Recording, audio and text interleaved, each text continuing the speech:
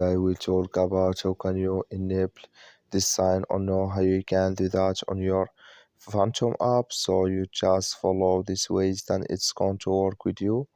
All you have to do in the first, so you just go here above your name, click on it.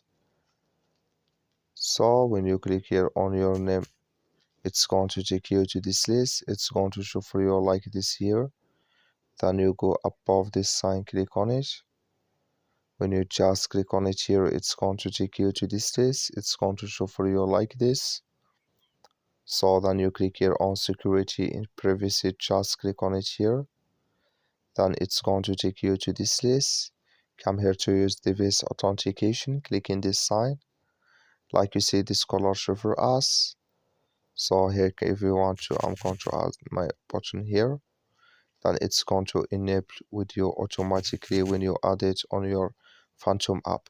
That's all. Thank you for watching. Don't forget to support us by liking and subscribe.